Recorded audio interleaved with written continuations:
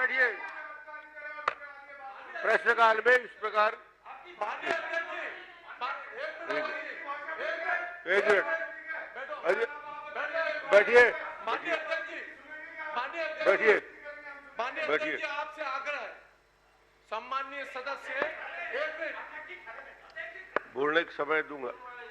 जो प्रश्नकाल का महत्व पूरा छत्तीसगढ़ देखता है, विधानसभा की मर्यादा है, विधानसभा में बोलने का तरीका है, विधानसभा सड़क नहीं है कि आप भाषण देने आ रहे हो। इसलिए मेरा सभी सदस्यों से आग्रह, आप तो दूसरी बार जीत के आए, सीनियर है, तो सभी सदस्यों से आग्रह है कि विधानसभा की मर्यादा पूरा छत्तीसगढ़ और पूरा देश देख रहा है, और इस प्रकार के लहजे में यदि बातचीत विधानसभा में होगी तो ये सड़क, इसलिए मैं सबसे आग्रह करूंगा कि जो भी विषय है अपनी बात को रखें, मगर उसमें इस बात का ध्यान रखें कि सीधे सदस्य आपस में बात ना करें।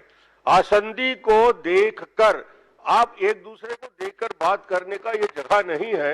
आसंदी को सीधा संबोधित करिए। और इस प्रश्न में काफी समय निकल गया, बाकी भी जवाब आ गया सबको।